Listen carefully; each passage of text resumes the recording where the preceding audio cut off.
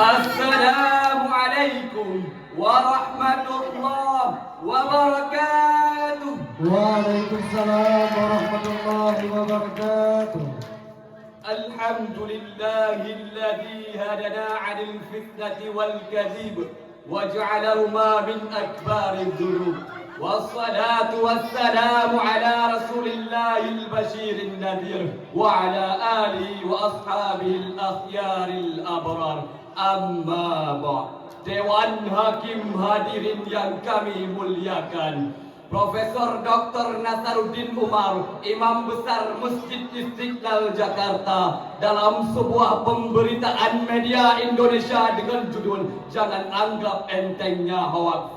Beliau mengatakan, seiring perkembangan teknologi informasi saat ini, hoaks seakan-akan tengah memasuki fase euforia di kalangan masyarakat Indonesia. Bahkan para pemilik gawai seolah-olah memiliki perasaan gembira yang berlebihan dalam penggunaannya, menjadikan media sosial sebagai ladang utama untuk menyamai dusta dan prasangka tanpa mempertimbangkan fakta. Kementerian Komunikasi dan Informatika Republik Indonesia merilis data yang terdapat 800.000 situs penyebar hoaks di Indonesia. Bahkan hoaks juga semakin tumbuh subur dan menjamur kemana-mana. Hingga 5 Mei tahun 2020 terdapat 1.401 konten hoaks dan diinformasikan COVID-19 beredar di masyarakat. Sungguh menyedihkan, memilukan, bahkan memalukan. Dewan Hakim hadirin yang kami muliakan,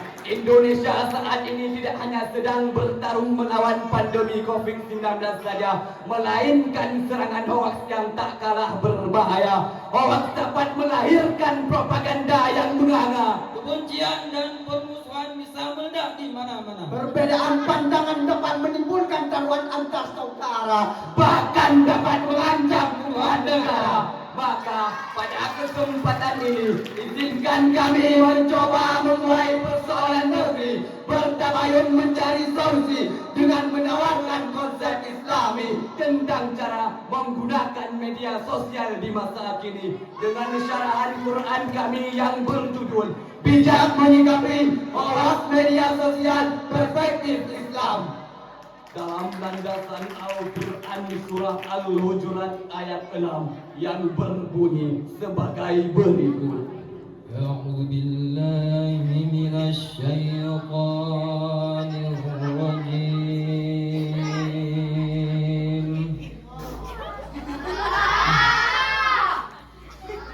Bismillahirrahmanirrahim.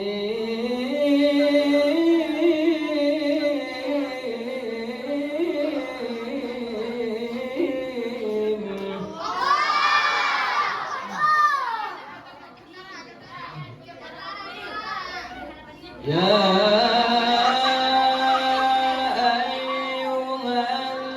ayyuhalladzina amanu in ja'akum fasiqun binaba'in fatabayyanu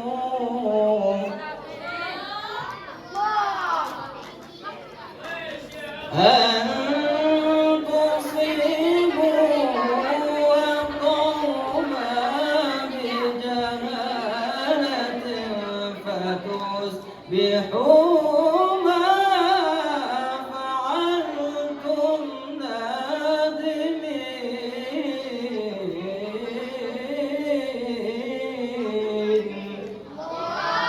Yang artinya, aku berlindung kepadamu ya Allah dari godaan-godaan syaitan yang terus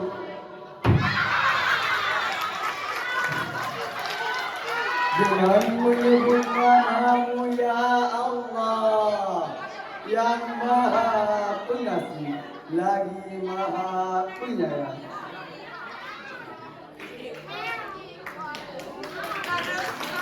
Di Jika seseorang yang fasik datang kepadamu membawa suatu berita, maka selitilah kebenarannya agar kamu tidak mencelakai suatu kaum karena kebodohan, kecerobohan yang akhirnya membuat kamu menyesali perbuatanmu itu. Dewan Hakim, hadirin santriwan dan santriwati yang kami cintai, terkhususnya untuk adik saya sendiri, semangatnya mengikuti Festival Santri tahun 2025 ini. Semoga kita suatu saat menjadi suami istri. Amin amin ya rabbal alamin.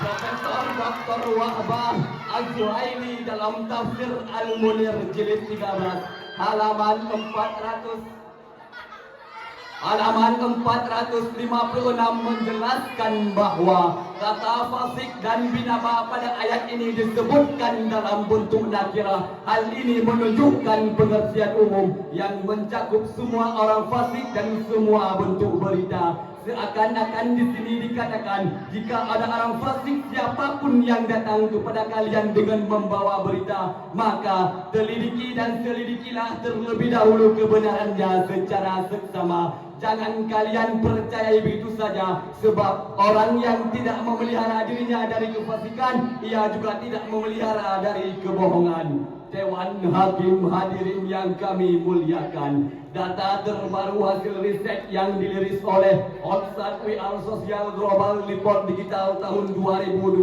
menunjukkan bahwa Indonesia saat ini adalah salah satu negara yang paling lama menghabiskannya waktu untuk bermain internet melalui sosial media tanpa menunggu lama. Bohong dan rekayasa menyerang kita lebih cepat daripada corona. Hanya sebentar saja singgah di mata dan mulut membaca. Namun secepat kilat jari menerka, siapa lagi hendak dicerca jika tidak menyakapinya tanpa tabayun sebagai senjata. Maka yakin dan percaya konflik dan perselisihan adalah dampaknya. Dewan Hakim, hadirin yang kami muliakan, umat Islam perlu didorong untuk membiasakan diri melakukan klarifikasi, uji telah akurasi dan validasi informasi serta menggunakan pendekatan literasi. Jangan sampai gara-gara salah sebar informasi terjerat undang-undang ITE negeri sendiri, mendekam dalam solusi besi,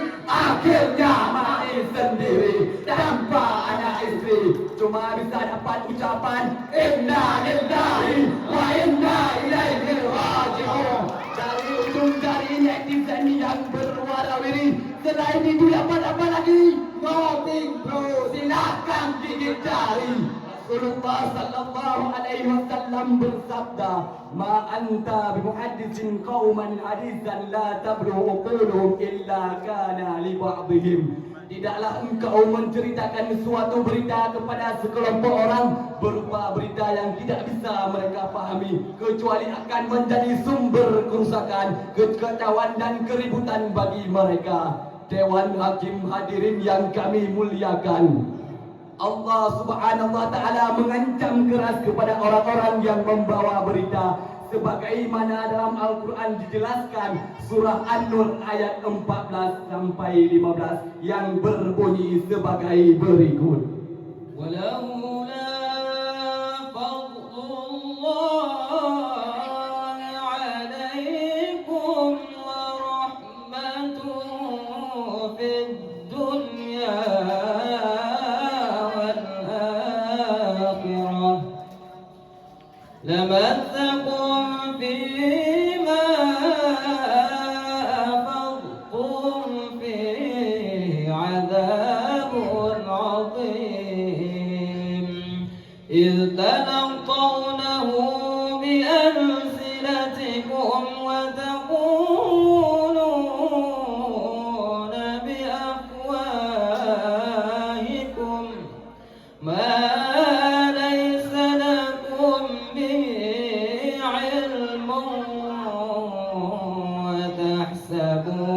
وتحسبونه هينا وهو عند الله عظيم. صدق الله العليم.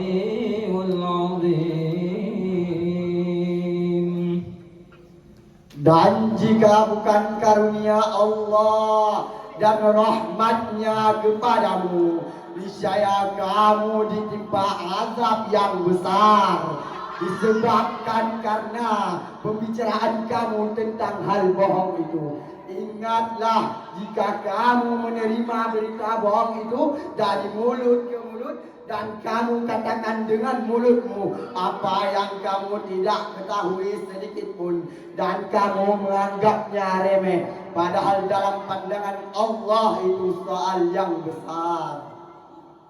Profesor Dr. Wahbi Azwaili dalam tafsir Al-Munir jilid 9 halaman 456 menjelaskan bahwa sebuah ayat ini menyatakan bahwa Allah mengatakan bahwa orang yang membenci kepada sebuah ayat ini mengatakan bahwa Allah mengancam keras kepada orang-orang yang membawa berita dusta. Allah menyebutkannya mereka 3 bentuk perbuatan dosa yang besar sebagai tertimpa azab yang besar. Pertama, membuat berita bohong dan sengaja menyebarkannya. Kedua, menyebarkan sesuatu berita yang belum jelas kredibilitasnya. Ketiga, menganggap hal itu biasa dan remeh. Oleh karena itu hadirin, mari kita wujudkan kedamaian, tegakkan kebenaran, musnahkan kebohongan, sebarkan kebenaran.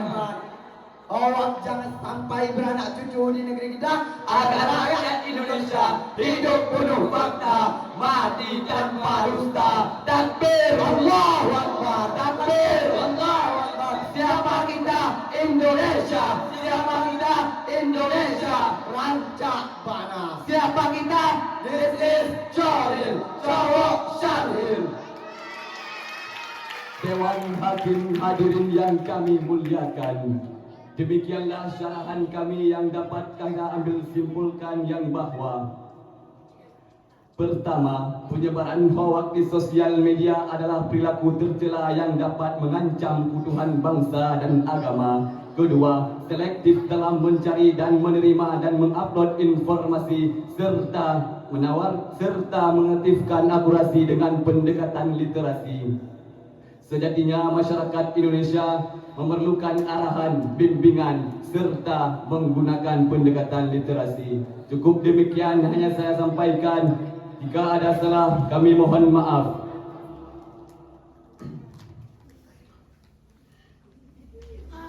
Cukup sekian yang dapat kami sampaikan. Mohon maaf atas segala kekurangannya.